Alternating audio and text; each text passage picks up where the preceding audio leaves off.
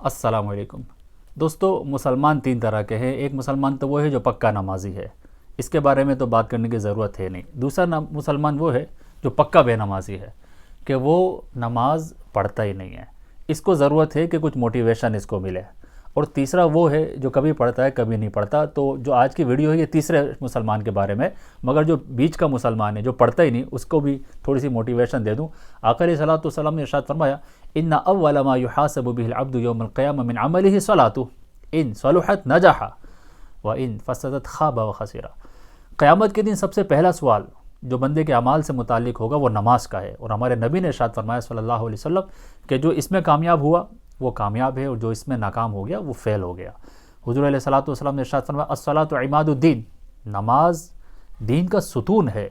اور روایتوں میں آتا ہے کہ بے نمازی کی قبر میں آگ بھڑکا دی جاتی ہے۔ تو جو بے نمازی ہے وہ اپنے رب کو راضی کرنے کے لیے اپنی قبر کے بارے میں سوچے، آخرت کے بارے میں سوچے اور نماز کی طرف آ جائے۔ وہ مسلمان جو نمازی ہے، یعنی کبھی پڑھتا ہے کبھی نہیں پڑھتا، اس کو استقامت کیسے ملے، یہ آج کی ویڈیو کا میسیج ہے۔ آسان طریقہ یہ ہے کہ آپ اپنی انوائرمنٹ کو چینج کریں۔ اگر آپ ایسے دوستوں میں بیٹھتے ہیں جن کے یہاں سوشل میڈیا کا استعمال نارمل ہے، تو کیا ہوتا ہے، ہم بھی سوشل میڈیا استعمال کرتے ہیں۔ تو اگر ہم ایسے انوائرمنٹ میں جائیں، ایسے گروپ آف پیپل کے ساتھ اٹھنا بیٹھنا کریں جہاں نماز پڑھنا نارمل بیہیویئر، یعنی سبھی پڑھتے ہیں، تو آپ نے دیکھا ہوگا کہ ہمارے گھروں میں جمعے کی نماز سب پڑھتے ہیں تو ہم بھی پڑھتے ہیں، عید کی نماز سب پڑھتے ہیں تو ہم بھی پڑھتے ہیں۔ خاص طور پر مغرب میں دیکھیں، اذان مغرب ہوتی ہے تو بہت سارے لوگ نماز کی طرف بڑھ رہے ہوتے ہیں، ہم بھی چل پڑتے ہیں۔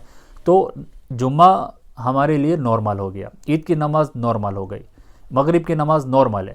تو اگر 5 وقت کی نماز کسی انوائرمنٹ میں نارمل ہو جائے اور ہم ان کے ساتھ جڑ جائیں تو یقین کریں جیسے ہی وقت نماز ہوگا، جب وہ نماز کے لیے جائے گا تو ہم بھی چل پڑیں گے۔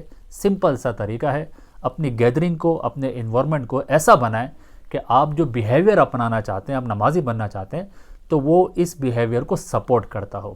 دعا میں یاد رکھیے گا۔ السلام علیکم ورحمۃ اللہ۔